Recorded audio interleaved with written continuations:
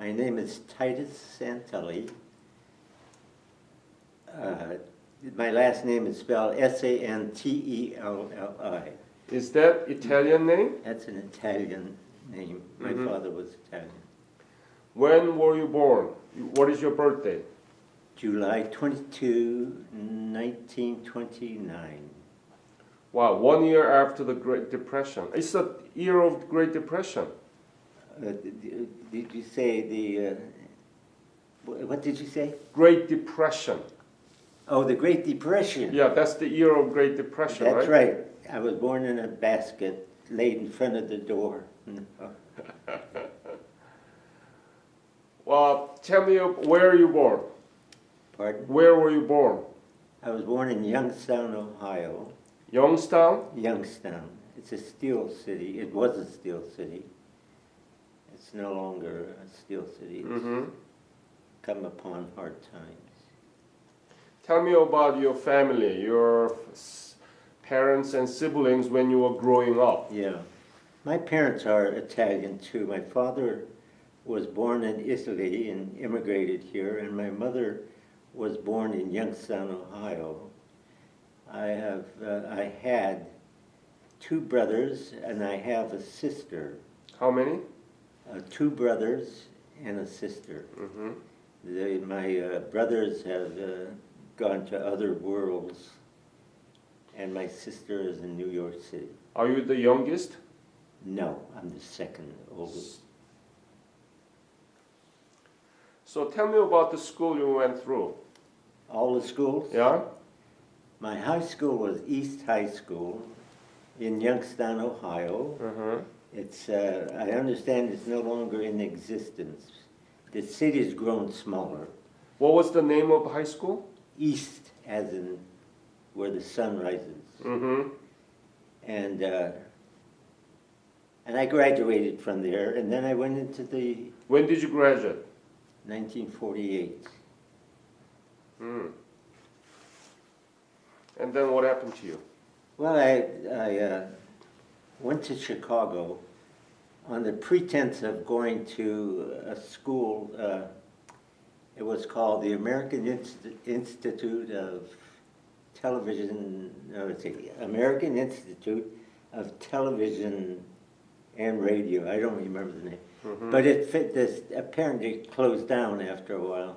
And I went there about 6 months, and it wasn't really what I wanted.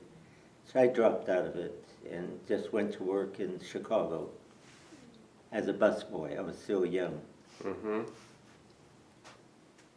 And when did you And join? one day my mother called me and said that, Titus, there's a letter for you. It appears to be a draft from your draft board. And it's very likely that they will be calling you in for examination. I immediately went down to the recruitment office and joined the Air Force. And that's how I got to Korea. So what do you mean by busboy? What did you do as a busboy? Busboy? Yeah. Well, I worked for a very elegant restaurant in Chicago, and the busboy's job is to assist the waiters in removing dishes and bringing the accessory things, the butter, the water, the cream, and so forth. And then the busboy clears the table when the customers finished eating, and in this restaurant they also have what is called a busboy. I mean a dish carrier. I see. And he comes in and takes away the dirty dishes. Very elegant, very structured, you know. And it was very nice. I got to meet some very interesting people. Do you remember the name of restaurant? Oh, of course. What is it? It was Fritzl's, and it's... Fritzel? That's correct. Okay. There's an apostrophe S after the L. And there still is a restaurant called Fritzl's there, but the real Fritzl's, the one I remember, I understood burned down. But they rebuilt it, but I don't know what it's like now. So, why Air Force? cowardice, say cowardice, uh, say more benefits, and that's it. I mean, I didn't want to go into trenches. Might as well admit it. It was not from a heroic effort. It was an effort to get out of the mud and the mire of combat, hand-to-hand combat. That's probably it. You're smart. I'm smart? Yeah. Like a smart aleck or intelligent smart? Intelligent. Thank you. Yeah.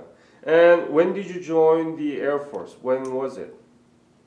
I think it was 1950, in December of 1950. Mm. And I didn't spend much time in basics because they were bringing in huge crowds of guys. And I spent about 2 weeks in what is called basic training. Usually it's like 6 months, I guess, I don't know. And I did get to fire on the range, but just once. In fact, I didn't even have a uniform for those 2 weeks because those supplies hadn't caught up. They were so anxious to get us over the seas and to get the whole thing going. And again, the war capabilities of the United States had dropped down after the Second World War. Yeah. And they had to be brought up, and I was caught in that thing, and it was very interesting, even though it was cold and miserable, but it was interesting, even though it was cold. In Texas, we were stationed in Texas for those 2 weeks. Where, Texas? San Antonio. San Antonio. That's correct. Was it cold at the time? Yeah, it gets cold in Texas. It doesn't snow. In fact, we lost quite a few guys down there because of the cold, I imagine. They died from exposure, died from pneumonia? Pneumonia, primarily. And because we were in tents, you see, they didn't even have a barracks for us. We slept in tents on cots, canvas cots. And there's no protection from the cold because it comes from underneath the cot. And we would go and find newspapers and lay them on the cot in order to try to keep warm. Oh, that's miserable. It was very miserable. In fact, I guess we were kind of glad when we got sent out to what was to be our permanent station. So, did you know that there was a Korean War broke out? Did I know there was a Korean War? Yeah. Of course. How did you know about it? Well, let's see. It was Truman's War. Yeah. And the newspapers, of course. And we were politically at war with Russia. And Russia had, through China, made an invasion into Korea. Of course, it would hit all the news, and that's how I knew. It was, I could never figure out, though, why we felt required to protect Korea. I could never figure that out. The government, from what I read, was very corrupt then, and so it wasn't to protect a good democratic president or Republican. It was to keep China from occupying Korea, and maybe Russia and China together. And it was on our sphere of influence, and so I guess our government decided they didn't want to be left out, so to speak. You know, they were fighting the red menace. I guess I'm kind of cynical in a way, but that's how I felt. Did you know where Korea was at the time? Did you know anything about Korea? Other than Japan had a real case going against the Koreans, apparently Japan kidnapped. They had conquered Korea, at least the southern shores, I guess. And Did you know that at that time when you joined the basic military training? Did you know anything about Korea at that time? other than Japan brought a number of Korean women back to Japan as prostitutes or camp followers or something. Did you know that Yeah, at the time? yes. How? I don't know how. Let's see. How did I know that? I don't know. It's something you hear on the news, something you read about. What happened to you after San Antonio basic training? Where did you go? Oh, that's a joke. You know, what they did is they sent me to New York. They were opening up a new base in New York, the state of New York, up in a wonderful area in the summertime called Sampson Air Force Base, as a chaplain's assistant. And it was almost a joke because my parents were very religious, and my mother said, "Well, Titus, I've been praying for you, and that's why you're going to be a chaplain's assistant at your new air base." Well, anyway, to go to war, you know, as a young kid, impressed with my heroic aspect, and I wanted to go to war.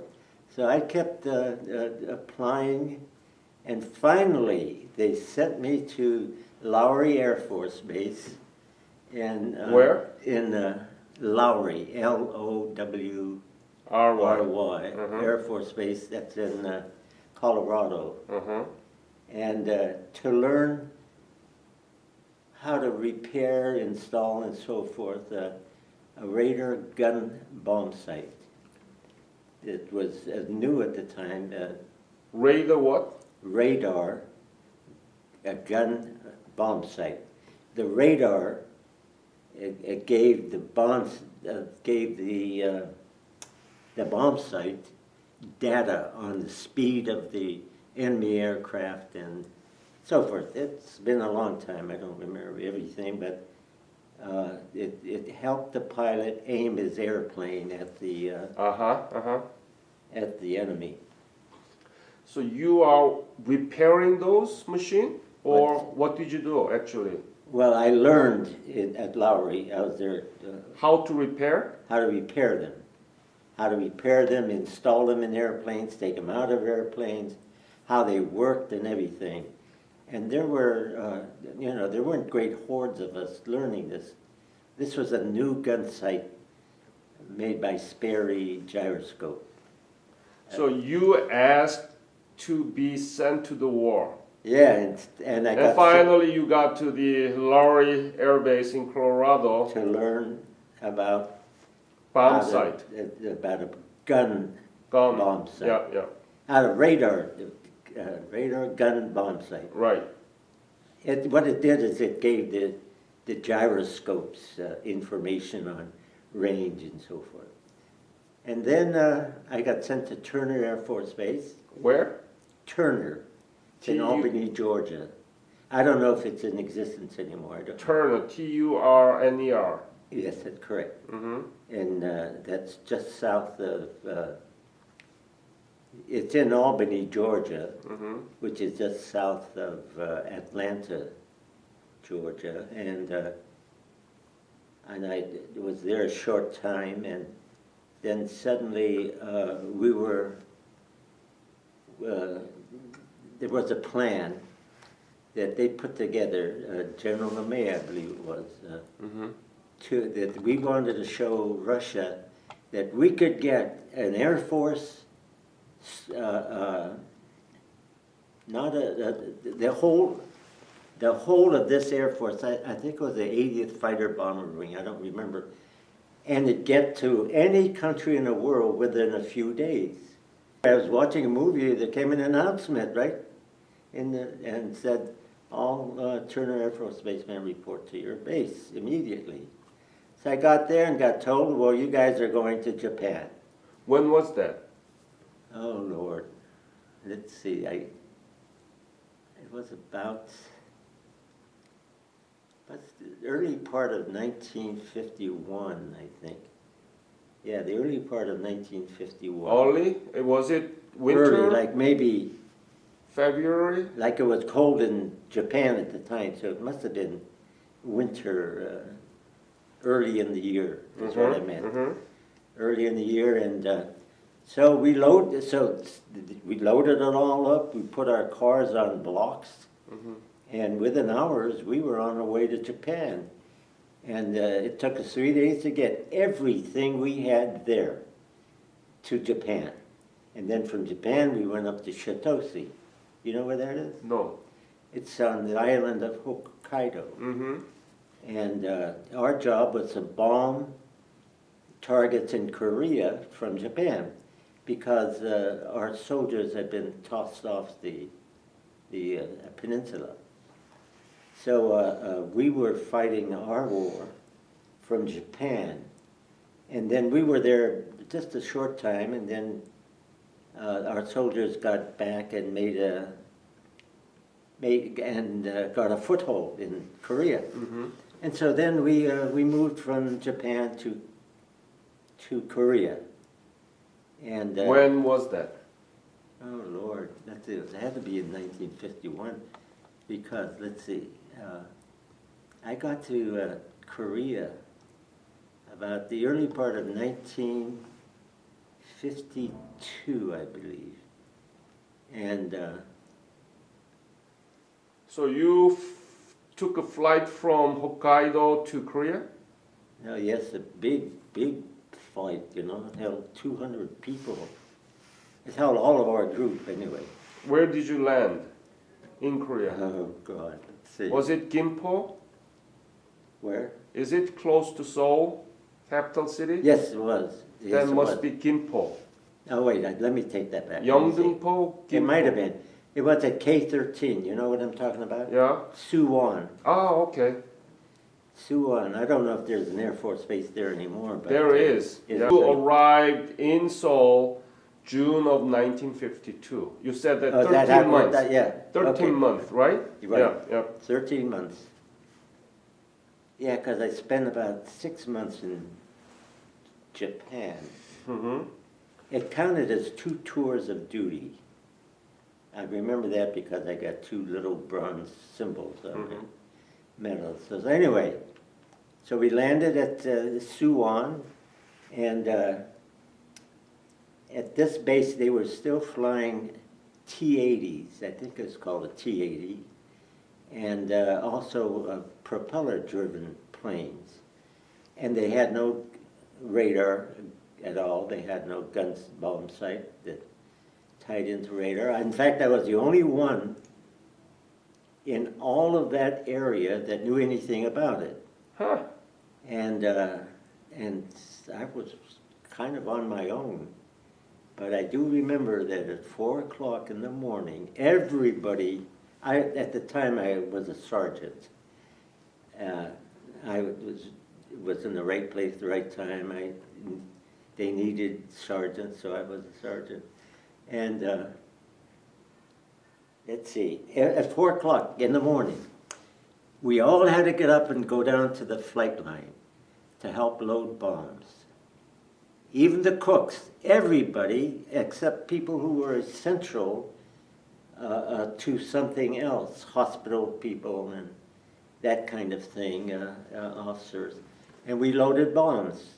And then we went to breakfast, and about an hour and a half later, the planes came back, and we had to load them again. Wow. And and they took off. I didn't enjoy that part of my time in Korea, because I hate dealing with. We had to put the fuses on the bombs, and I had never put a fuse on. This is the way you do it, and do it. And you don't know, you never know when it's going to be exploding, right? Well, there's a little toggle on the thing that fires the bomb, and it's tied to a cable that runs up to the pilot. And his job is to pull that little cable, which arms the bomb. Yeah. So I don't remember what that. Anyway, then they notified me to go up to Seoul. There was a South African squadron up in Seoul. What I went up there for was to see how they set up their shop and to make a few cables and things that we would need when we finally got going down in K-13. And I remember that place. They always had a big stock pot full of tea with cream in it. Then I went back to K-13 and started making plans, writing notes and all the rest of it. And then one day a captain came to visit me and said, "I'm going to be your new commander, and I want that we are getting started. The equipment's coming in, and you're in charge of the shop." So we had a captain, a tech sergeant, a lieutenant. Now the lieutenant spent all of his time reading comic books. He was just out of college. And so I ran the shop unopposed by anybody. It was great for me. I was a young kid, and here I'm telling all these guys what to do and how to do it and showing them how, and that was it. That was my time in Korea, running that shop. It finally got started, and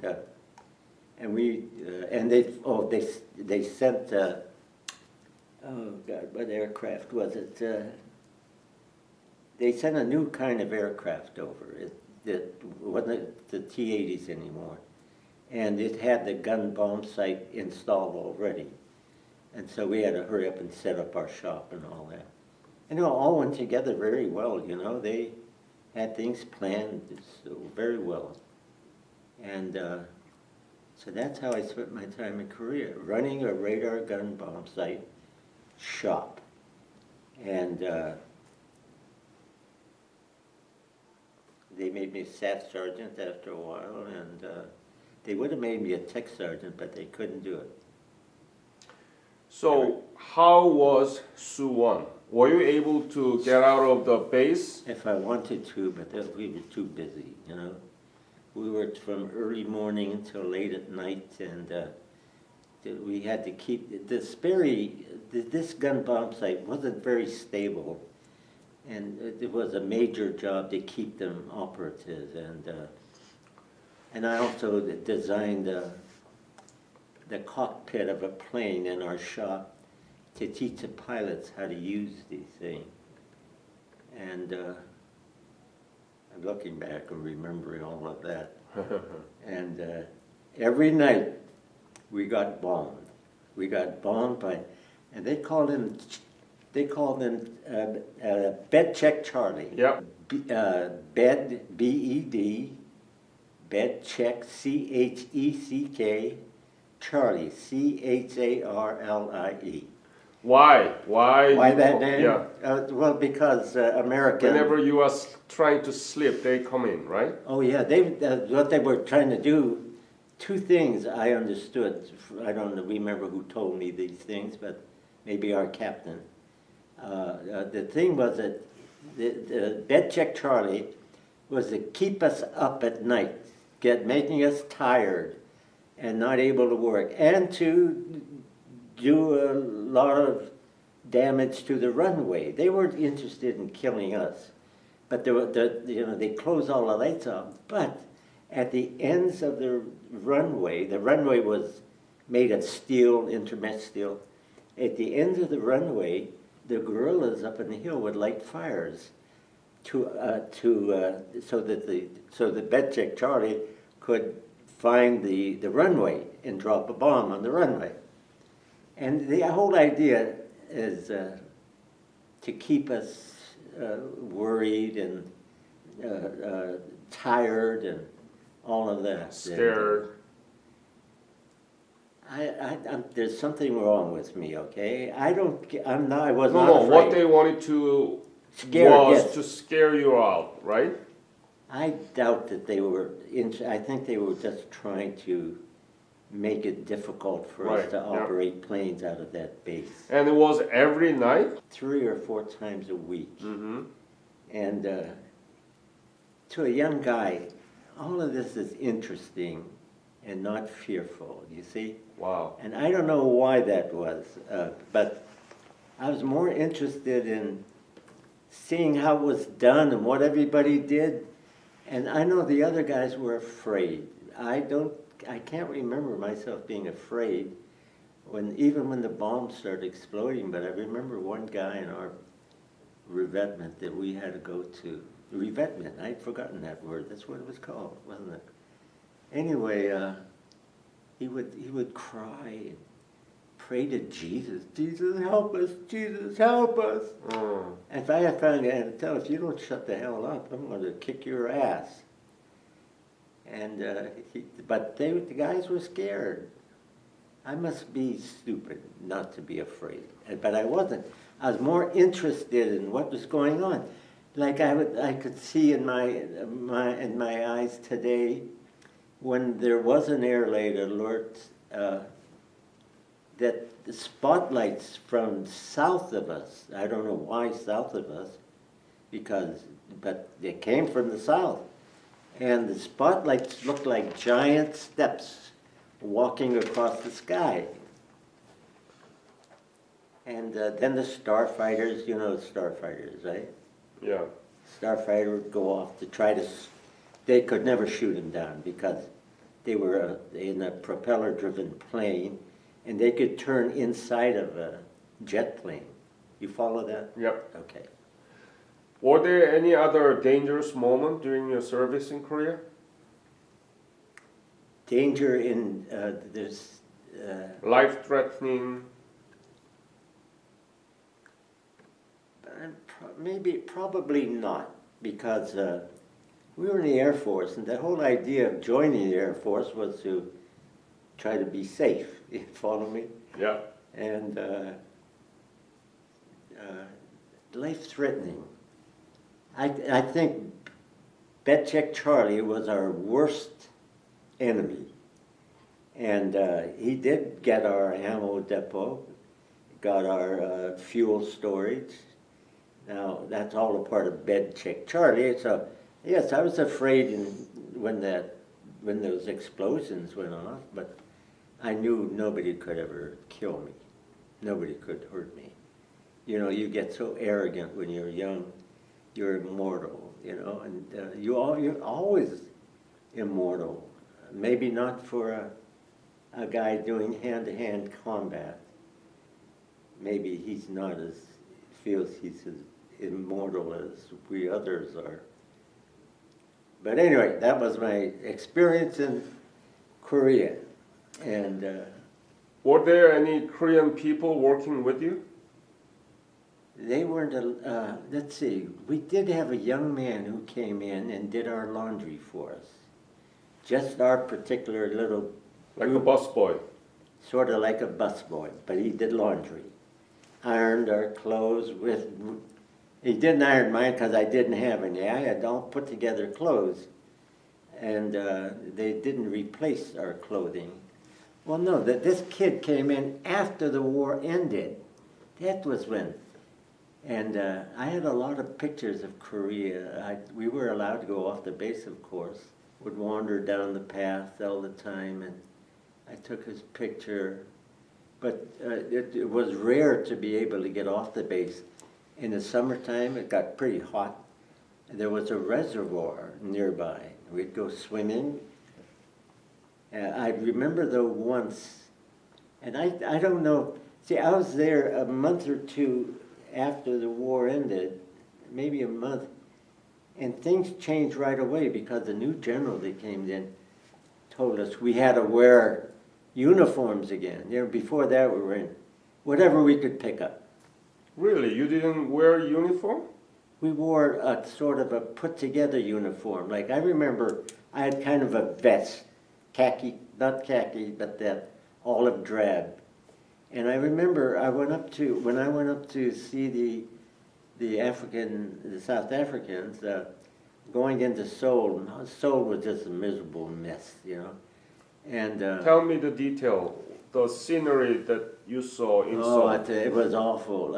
I had these pictures. I wish you'd go up there and you'd see the buildings like half down and half up, and I guess bombs and artillery must have destroyed them, but it was really sad. I didn't get too far into Seoul. We had to carry weapons when we went into Seoul. I guess there was a lot of a lot of guerrilla action. And but what I was going to tell you was that they have a market, though. Even though they're the bomb buildings, they had a market, and they were continuing on with their vendoring, you know, of things that. And there was a guy there. I remember he said, and I can't emulate his accent, but it was like, "Hey, you get me blanket, and I make you nice coat."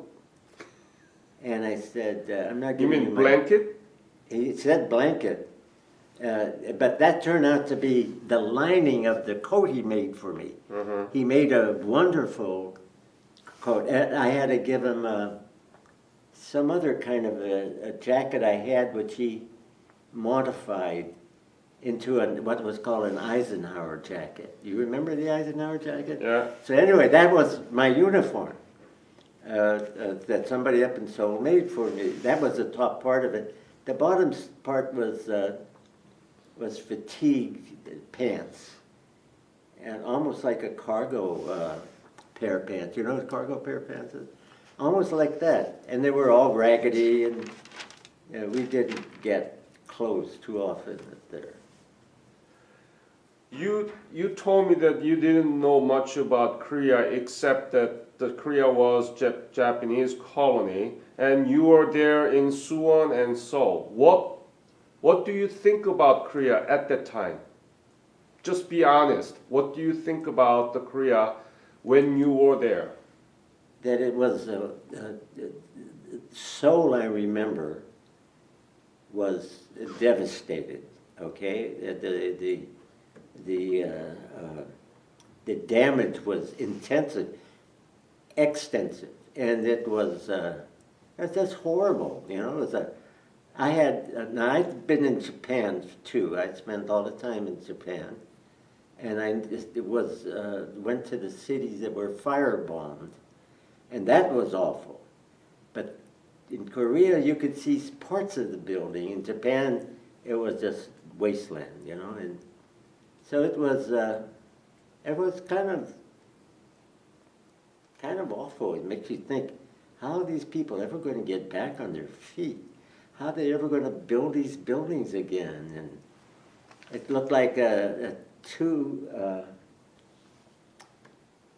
like a big job to do, you know, but they did it very quickly, I understand. Tell me about what did you write in your letter back to your family? Whom did you write to? I would write, when I dealt with my family, suddenly became very young again. When I was working with the gangs, I got very old very quickly. So it was a kind of a Harlequin's mask, you know. When I dealt with my family, I was very young and sort of like a naive guy. And heroic. Huh? And hero. And, Act like a hero. oh yeah, of course. So I'd send them pictures of, we had some plane crashes. We had to go out and recover the bodies, and we had to remove the, what was that, friend or foe? The planes were, the top secret equipment had explosives into it. And it was our job, because of our shop, to remove those explosives. So of course, I'd brag it up when I send, and sometimes I'd take a picture of the crashed airplane and try to be cute or funny. Yeah, I made it again, Mom, I'm safe, and that kind of thing. And I sent them $100 a month, I remember, because I had nowhere to spend that much money, and they saved it for me to buy a car when I got out of the service. When I got out of the service, I drove directly to Columbus, Ohio. I had enrolled while I was in the service. I registered while I was in the service to go to Ohio State. I went to Ohio State University, and I learned to be an engineer.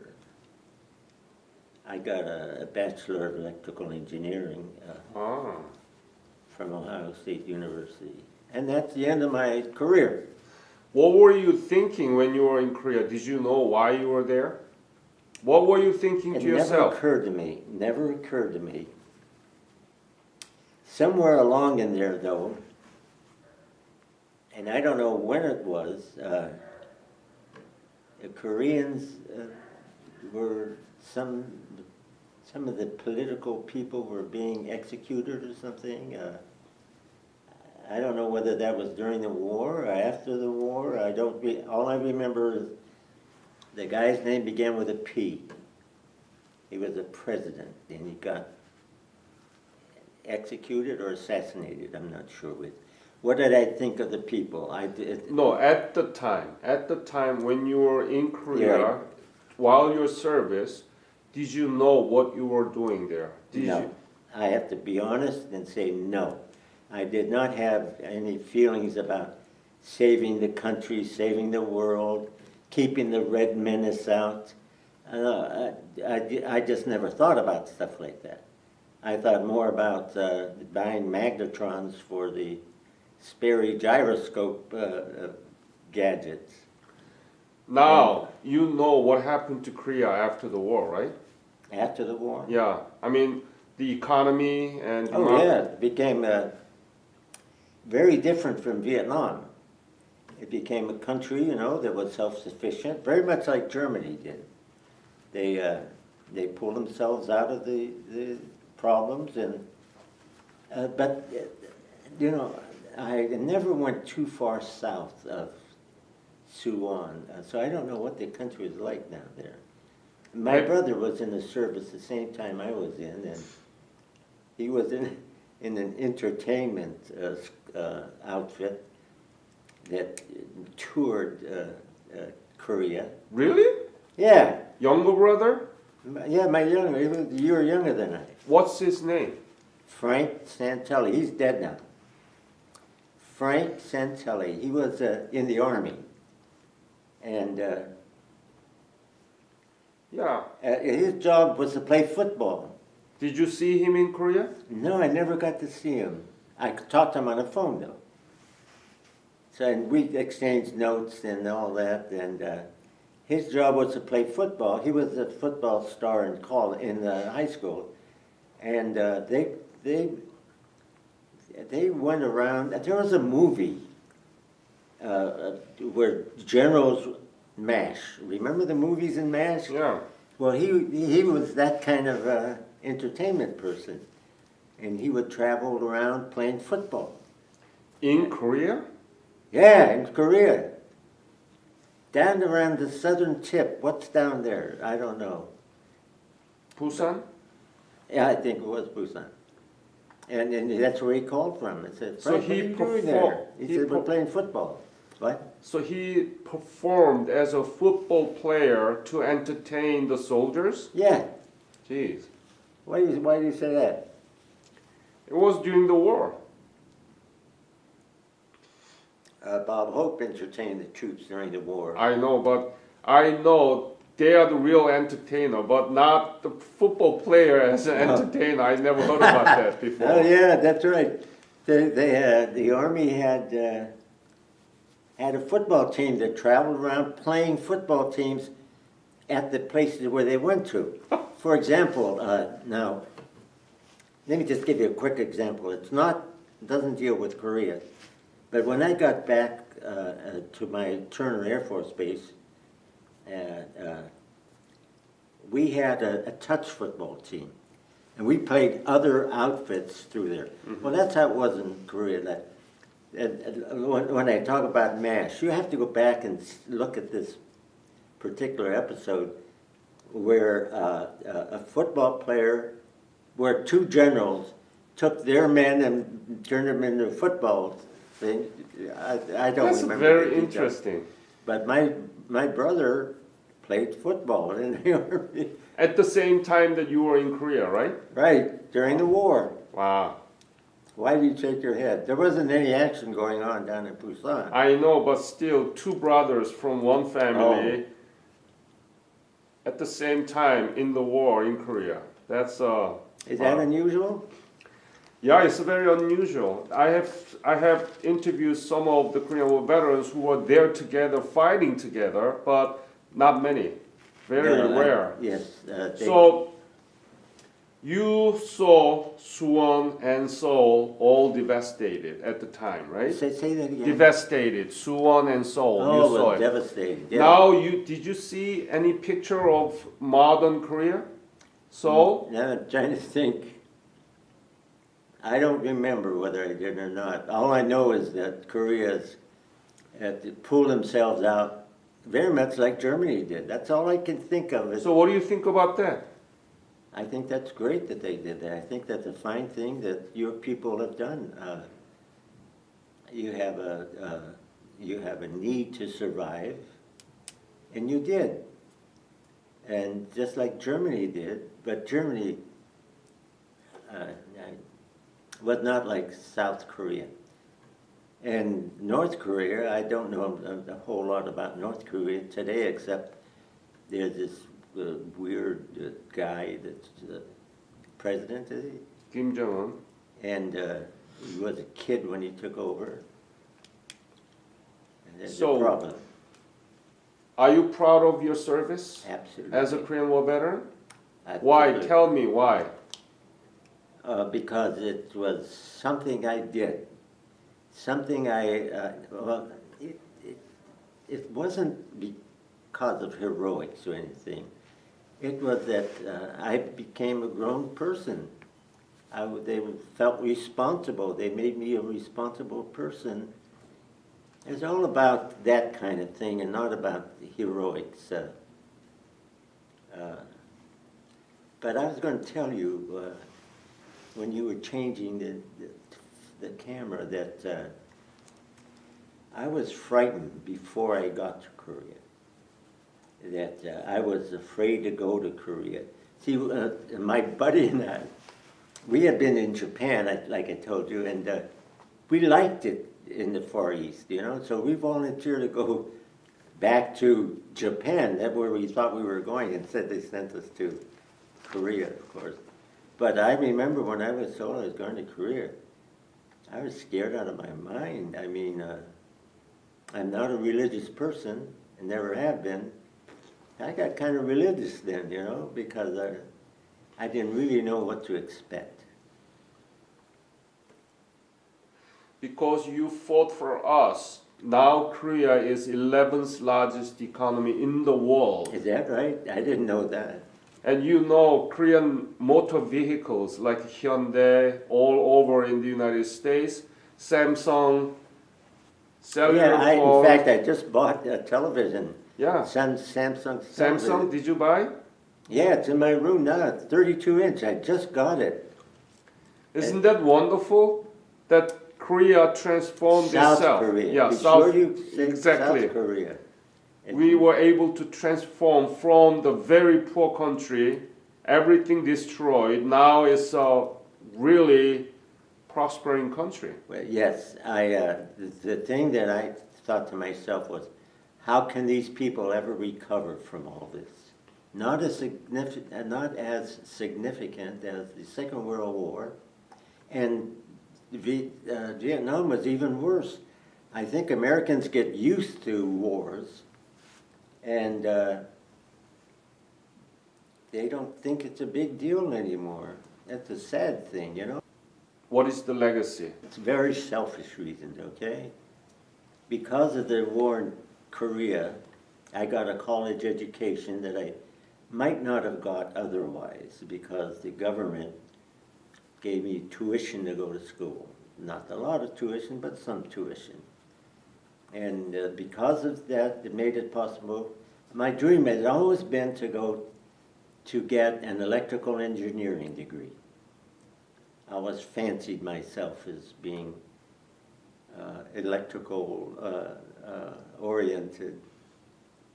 The legacy, it's nothing so gorgeous, I tell you, it just helped me get through school.